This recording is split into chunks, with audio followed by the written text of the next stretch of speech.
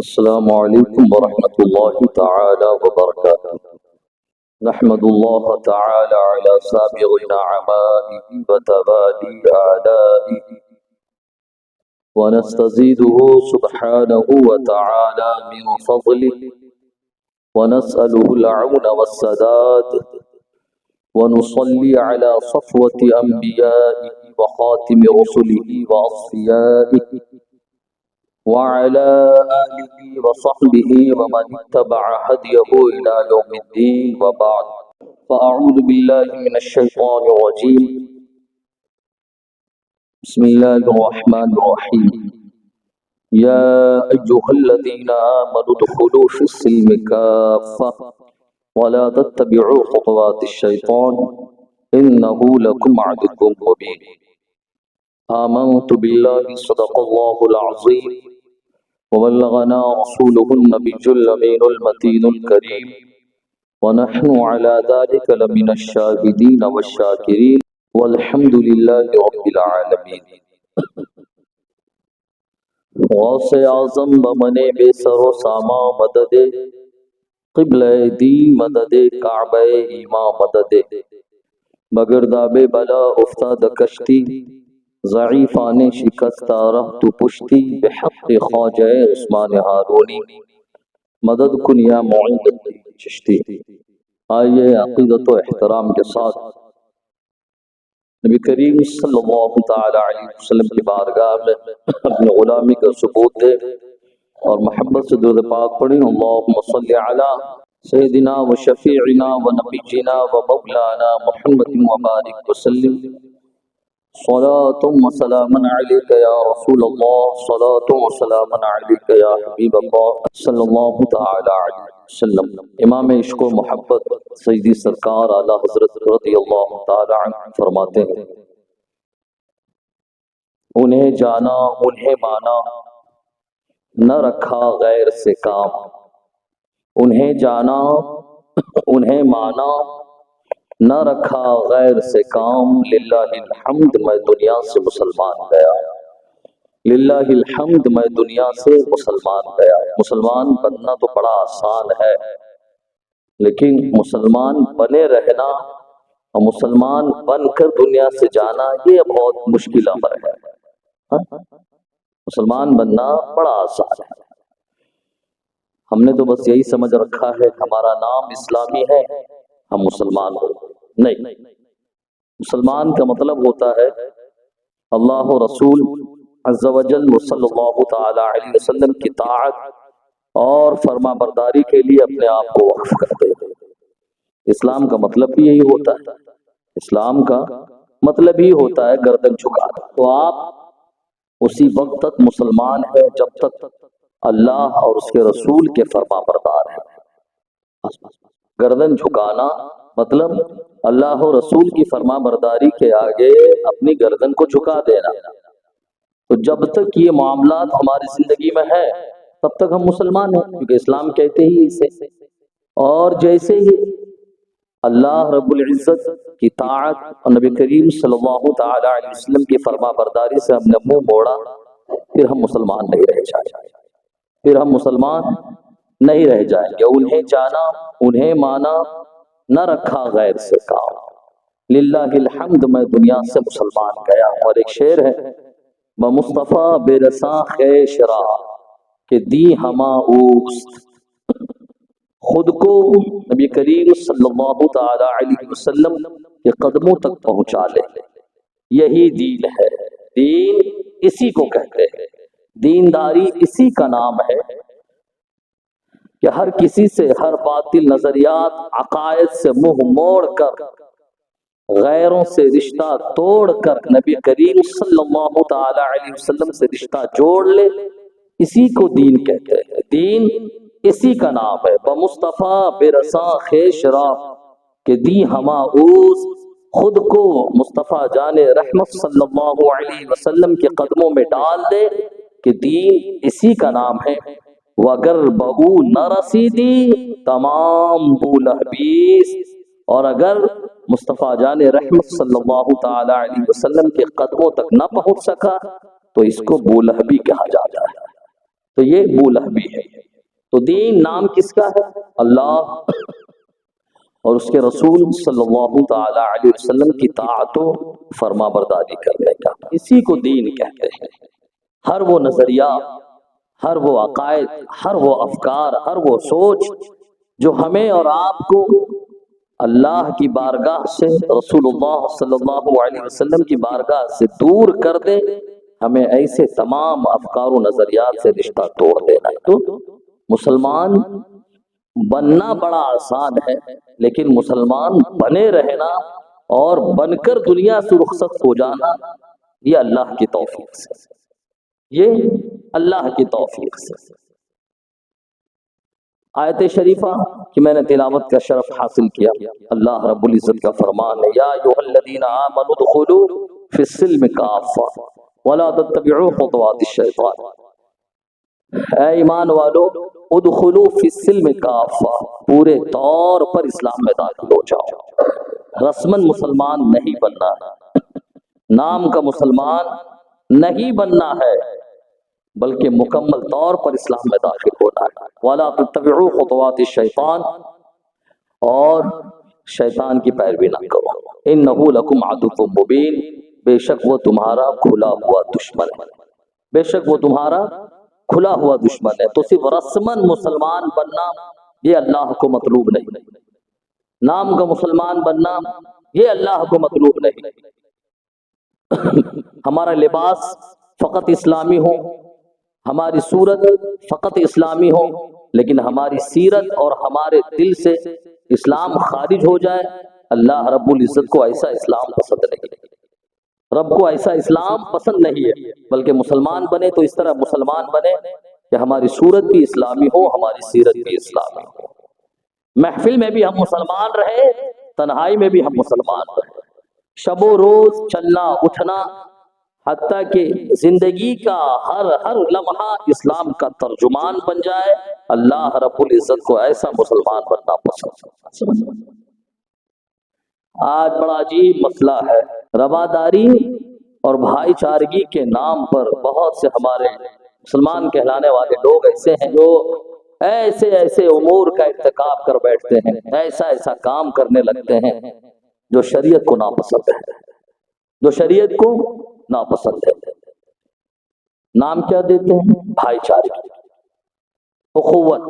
بھائی آپ کو بھائی چارگی سے کسی نے نہیں روکا ہے، اخوت سے کسی نے نہیں روکا ہے، رواداری سے کسی نے نہیں روکا ہے، لیکن ایسی بھائی چارگی، ایسی اخوت، ایسی رواداری اور ایسی مساوات کہ جس کی بنیاد پر آپ مسلمان ہی نہ رہے، جس کی بنیاد پر آپ اسلامی دائرے ہی سے نکل جائے، تو ایسی رواداری تو بالکل جائز نہیں، ایسی بھائی چارگی تو قطعاً جائز نہیں۔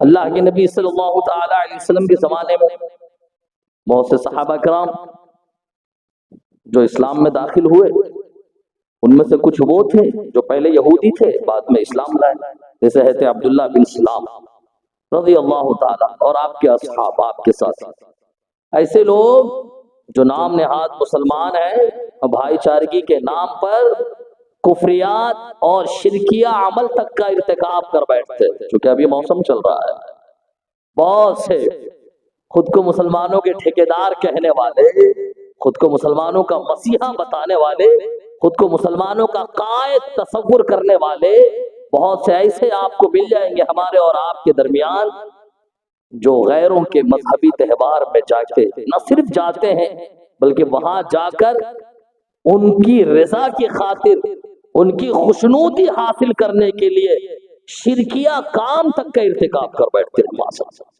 بات سمجھ، شرکیہ کام تک کا ارتکاب کر بیٹھتے ہیں، بتوں کے سامنے جانا اور ان کی تعظیم کرنا، ان کا ادب بجا لانا، یہ سب کیا عمل ہے بھائی؟ یہ وہ اعمال ہے جو آپ کو اسلام کے دائرے سے خارج کر دیں، اسلام کے دائرے سے آپ کو خارج کر دیں۔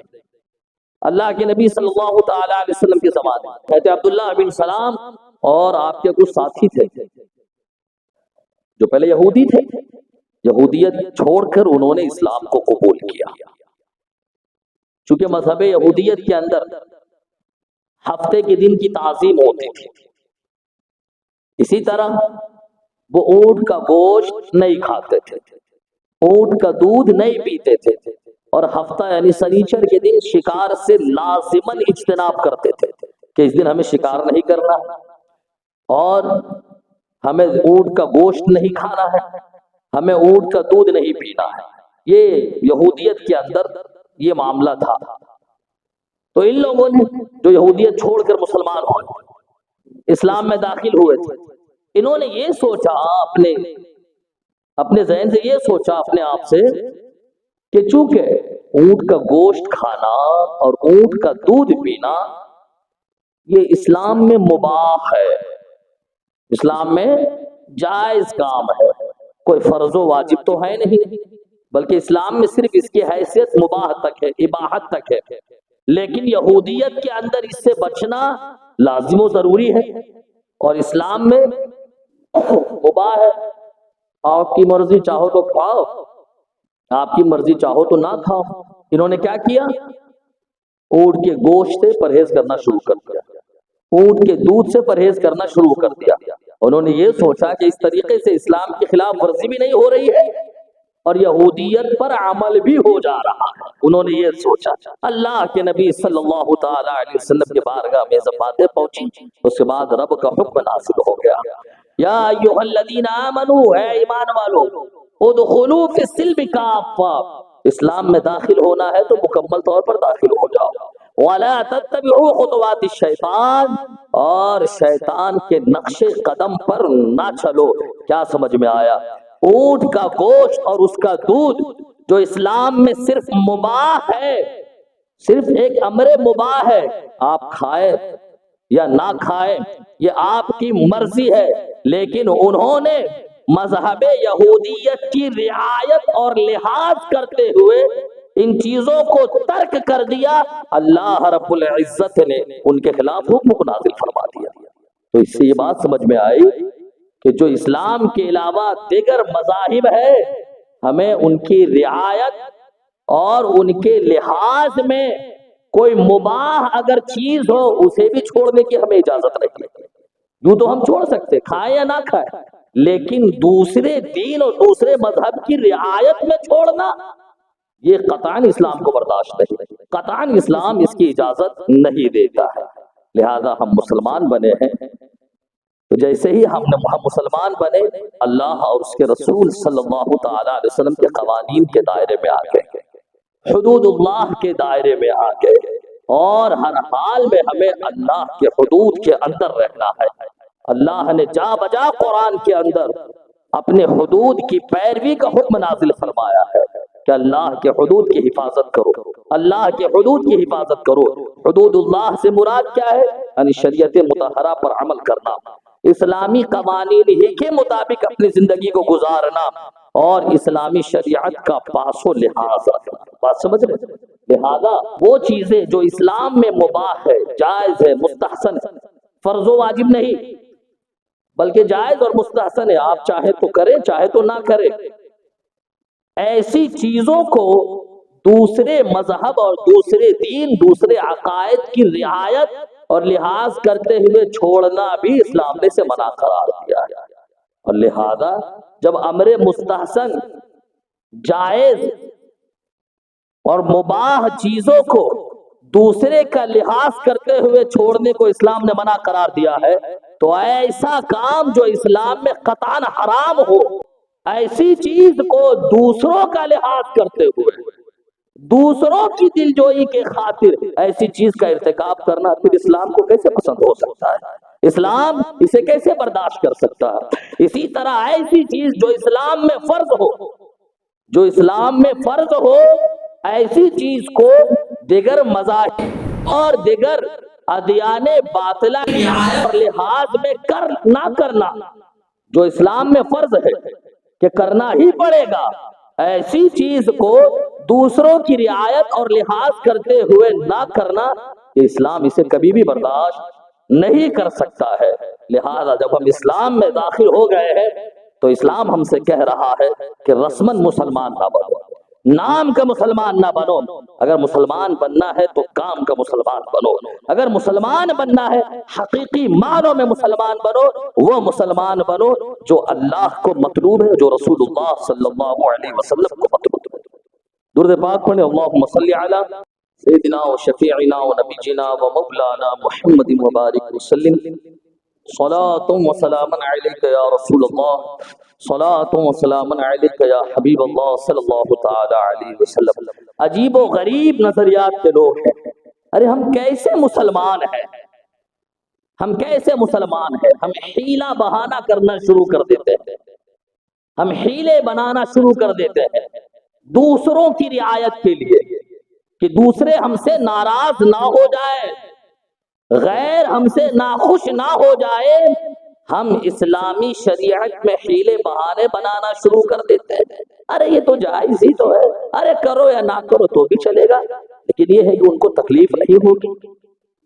نہیں کرو ان کو تکلیف بھی نہیں ہوگی, کام اتنا ہے. دوسروں کی رعایت میں دین اسلام کو چھوڑ دینا, دوسروں کی رعایت میں دین اسلام کو ترک کر دینا, یہ مسلمان کا شیوا نہیں ہو سکتا ہے, یہ مسلمانوں کا طریقہ کار نہیں ہو سکتا ہے. بلکہ اللہ اور رسول کا جب حکم آ گیا وہاں پر اپنی آنکھوں کو بند کر لینا ہے. اللہ اور رسول کا جب حکم آ گیا تو وہاں پر ہماری آنکھیں بند ہیں. صحابہ کرام کو دیکھیں آپ, صحابہ کرام کو آپ دیکھیں. زمانہ جاہلیت سے ایک دستور تھا, عرب کا مزاج تھا, عرب کے سرشت میں ان کی طبیعت کے اندر شراب نوشی تھی. کوئی بھی محفل, کوئی بھی جگہ, کوئی بھی دعوت شراب نوشی سے خالی نہیں رہی. ان کی عادت ثانیہ, فطرت ثانیہ بن چکی تھی شراب نوشی.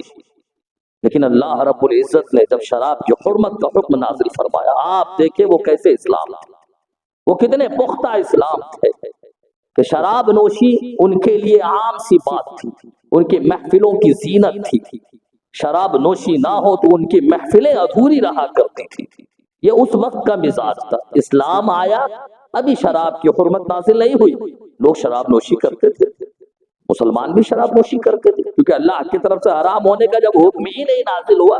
بہت سے صحابہ کرام بھی شراب نوشی کرتے تھے, کیونکہ ابھی شراب کے حرام ہونے کا حکم نازل نہیں ہوا. اللہ رب العزت نے قرآن میں نازل فرمایا, چونکہ شراب پینے کے بعد عقل میں فتور آتا تھا,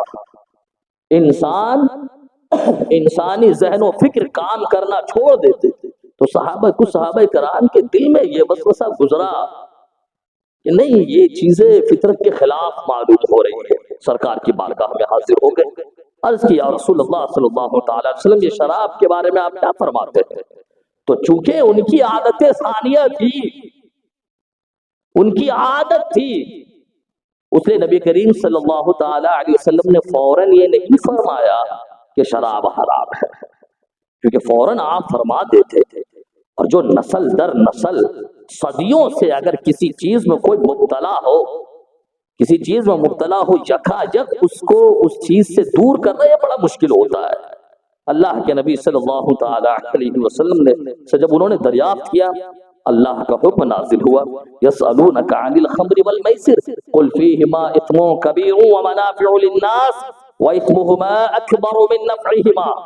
اللہ نے فرما دیا کہ محبوب فرما دو کہ شراب نوشی میں گناہ ہے, شراب نوشی میں گناہ ہے, اور کچھ نفع بھی ہے. نفع کیا ہے؟ سرور آ جاتا ہے, تھوڑا سا سرور, بس یہی نفع, یہ دنیاوی نفع ہے. لیکن ان کا گناہ ان کے نفع سے بڑا ہے. وَإِثْمُهُمَا أَكْبَرُ مِن نَّفْعِهِمَا, گناہ ہے, کچھ دنیاوی سرور ہے, لیکن دنیاوی سرور سے زیادہ بڑا ان کا گناہ. ابھی صرف گناہ ہونا ظاہر فرما دیا, شراب کی حرمت کا حکم نازل نہیں ہوا. کچھ دن اور گزرا, لوگ شراب پیتے تھے اور شراب ہی کی حالت میں ہر کام کرتے تھے, حتیٰ کہ نماز کا وقت آتا تو نماز کے لیے بھی شراب ہی کی حالت میں چلے جاتے تھے. تو پھر ہوا کیا, مسئلہ گڑبڑ ہونے لگا, مسئلہ گڑبڑ ہونے لگا.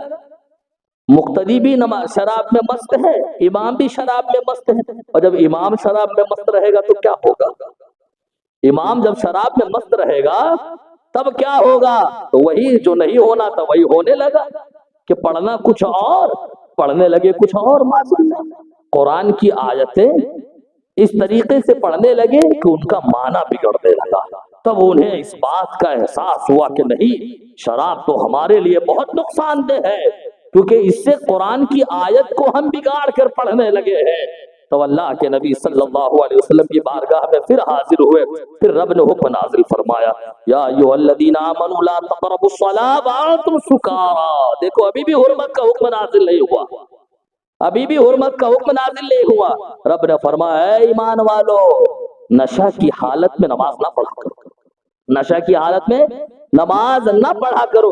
اس طریقے سے دھیرے دھیرے صحابہ کرام کے ذہن و دماغ میں یہ بات آنے لگی کہ ہو نہ ہو شراب ہمارے لیے بہت نقصان دہ ہے، شراب ہمارے لیے بہت نقصان دہ ہے. ایک وقت آیا جب اسلام نے پوری صراحت کے ساتھ شراب کے حرام ہونے کا حکم نازل فرما دیا. رب نے فرمایا فانتہوا، شراب سے باز آ جاؤ. روایت کے اندر ہے، اب دیکھیں اللہ کا حکم نازل ہو گیا، شراب سے باز آ جاؤ، شراب کی حرمت کا حکم نازل ہو گیا. دیکھو وہ کیسے مسلمان تھے اور ہم کیسے مسلمان ہیں. قرآن نے سب بیان کر دیا، شریعت نے سب بتا دیا، سرکار نے سب واضح فرما دیا کیا حرام ہے کیا حلال ہے. اللہ کے نبی صلی اللہ علیہ وسلم نے سب واضح فرما دیا، لیکن اس کے باوجود ہم جانتے ہوئے کہ یہ حرام ہے، اس کے باوجود ہم اس کا ارتکاب کرتے اور خود کو مسلمان کہتے ہیں. یہ جانتے ہوئے کہ یہ ہم پر فرض و لازم ہے، اس کے باوجود بھی ہم اسے چھوڑتے ہیں اور خود کو سینہ تان کر مسلمان کہتے ہیں.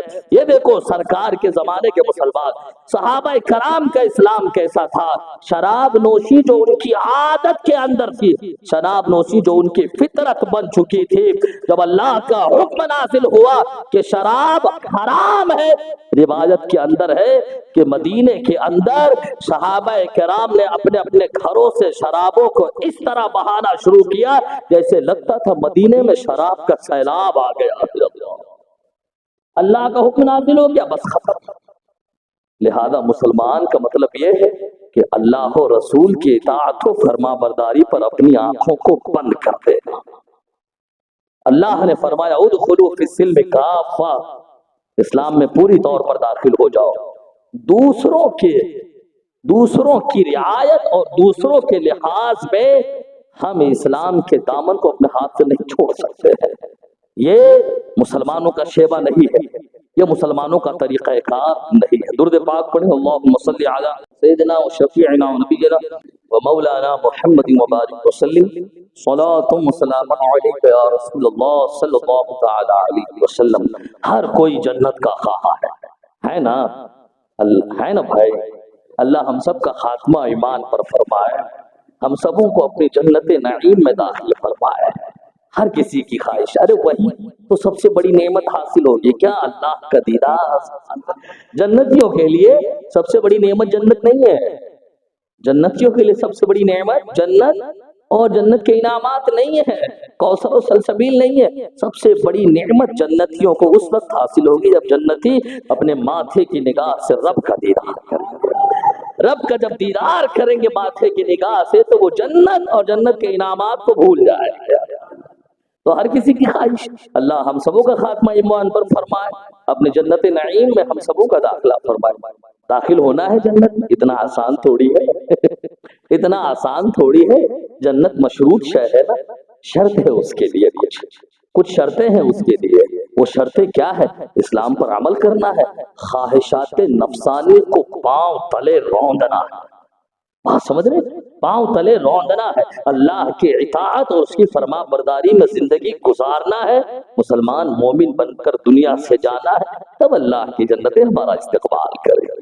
قرآن کہہ رہا ہے نا، ام حسبتم ان تدخلوا الجنہ ولما يعلم اللہ الذین جاہدوا منکم ويعلم الصابرین. قرآن نے کہا تمہارا یہ گمان ہے کہ تم جنت میں داخل ہو جاؤ گے، حالانکہ اللہ نے ابھی تمہارے غازیوں کا امتحان نہیں لیا، حالانکہ اللہ نے ابھی تمہیں صبر کے مراحل سے نہیں گزارا ہے. مطلب جنت میں داخلہ مشروط ہے، اس کی شرطیں ہیں. وہ کیا شرطیں ہیں؟ آزمائش سے گزرنا ہے، آزمائش سے گزرنا ہے، صبر کے مراحل کو طے کرنا ہے. اور صبر کیا ہے؟ صبر کیا ہے؟ صبر صرف یہی نہیں ہے کہ آپ نے اگر کچھ نہیں دیا تو ہم خاموش ہو جائیں.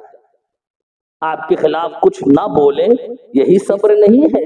صبر کا مفہوم بڑا وسیع ہے، صبر کا مفہوم بڑا وسیع ہے۔ ہر وہ چیز جو شریعت اور عقل کے خلاف ہو، اپنے آپ کو اس سے بچانا، اسے صبر کہتے ہیں۔ ہر وہ چیز جو شریعت کے خلاف ہو، اپنے نفس کو اس سے روکنا، اسے صبر کہتے ہیں۔ نماز کا چھوڑنا یہ شریعت کے خلاف، تو اپنے نفس کو نماز کے چھوڑنے سے روکنا یعنی نماز پڑھنا، یہ صبر ہے۔ سبحان اللہ، بات سمجھ رہے ہیں؟ جو ممنوعات شرعیہ ہے، جو ممنوعات شرعیہ ہے، شریعت نے جن کو منع کیا، بہت سی چیزیں اس میں آ گئی۔ شراب نوشی ہے، حرام خوری ہے، حرام کاری ہے، جوا ہے، سود ہے، ماں باپ کو ستانا ہے، زنا ہے، یہ سب ممنوعات شرعیہ ہے۔ یہ وہ چیزیں ہیں شریعت نے جن کو منع کیا ہے، یہ ممنوعات شرعیہ ہے۔ ان ممنوعات شرعیہ سے بچنا یہ شریعت اس کا تقاضا کرتی ہے، لہذا ممنوعات شرعیہ سے اپنے نفس کو بچانا، اپنے نفس کو بچانا یہ صبر ہے۔ ممنوعات شرعیہ سے اپنے نفس کو بچانا یہ صبر ہے، اور جب ہم صبر کریں گے تب اللہ فرما رہا ہے ہم حسبتم ان تدخلوا الجنہ ولما يعلم اللہ الذین جاہدوا منکم ويعلم الصابرین۔ جنت میں داخل ہونا ہے، صبر کے مراحل کو طے کرو۔ جب صبر کے مراحل کو طے کر لو گے، مضبوطی اور استحکام کے ساتھ ایمان کے پر قائم رہتے ہوئے دنیا سے رخصت ہو جاؤ گے، تب اللہ کی جنت تمہارا انتظار کر رہی ہے، اللہ کی جنت تمہارا انتظار کر رہی ہے۔ لہذا نام کا مسلمان نہ بنے، نام کا مسلمان نہ بنے، کام کے مسلمان بنے۔ اللہ رب العزت ہم سبوں کے عقائد و اعمال کی حفاظت فرمائے۔ اللہ رب العزت ہم سبوں کو دارین کی سعادتوں سے مالا مال فرمائے۔ اس وقت ماحول چل رہا ہے، بڑا افسوس ہوتا ہے بھائی، اپنا محلہ ہے، مسلمانوں کا محلہ ہے، بڑے افسوس کی بات ہے، سمجھ میں نہیں آیا۔ شام کے وقت آپ گزرو، لگتا نہیں ہے کہ اپنے محلے میں ہے کہ غیر کے محلے میں ہے، اپنے محلے میں کہ غیر کے محلے میں۔ بچے تو بچے، یہاں تک کہ جوان جو ہے وہ بھی غیروں کا جو مذہبی رسم و رواج ہے اسے اپنا رہے ہیں، پٹاخے پھوڑ رہے ہیں۔ یہ کیا ہے؟ یہ کس چیز کی پہچان ہے؟ یہ بتائیں۔ آپ اس کو دو طرح سے دیکھ سکتے ہیں، ایک تو بس ایسے ہی تفریح، ایک تفریح کا سامان پٹاخے پھوڑ، لیکن خاص اسی موقع سے پٹاخے پھوڑنا یہ کس چیز کی پہچان ہے بھائی؟ اس چیز کی پہچان ہے کہ ہو نہ ہو کہیں نہ کہیں آپ غیروں کے تہوار سے، جو ان کا مذہبی تہوار ہے، جو ان کا مذہبی تہوار ہے، ان سے آپ کہیں نہ کہیں راضی ہے، کہیں نہ کہیں خوش ہے، اور نہ صرف خوش ہے بلکہ بنفس نفیس آپ اس تہوار میں اپنے آپ کو شریک بھی کر رہے ہیں۔ بات سمجھ رہی ہے؟ اسی کی دلیل تو ہے، اور قرآن نے ان چیزوں سے منع کیا، قرآن نے ان چیزوں سے منع کیا ہے، لہذا اس سے مسلمان نہ بنے۔ محلے کے اندر یہ سب کام نہیں ہونا چاہیے۔ ہم یہ سوچتے ہیں کہ بچے پھوڑ رہے، بھائی بچے پھوڑ رہے ہیں، اگر ابھی سے ہم بچوں کے ذہن و فکر میں ان چیزوں کی نفرت اور ان چیزوں کے خباثت ہونے کو نہیں ڈالیں گے، انہیں نہیں بتائیں گے، تو بڑے چل کے پھوڑیں گے، جیسے ابھی بچے کے ساتھ بڑے بھی پھوڑ رہے ہیں۔ لہذا اپنے آپ کو، اپنے علاقے کو، اپنے محلے کو ان چیزوں سے بچائے۔ اللہ رب العزت کی بارگاہ میں دعا ہے مولا عز و جل ہم سبوں کو صحیح معنوں میں اسلام پر عمل کی توفیق مرحمت فرمائے، دارین کی سعادتوں سے مالا مال فرمائے۔ السلام علیکم ورحمۃ اللہ تعالی وبرکاتہ۔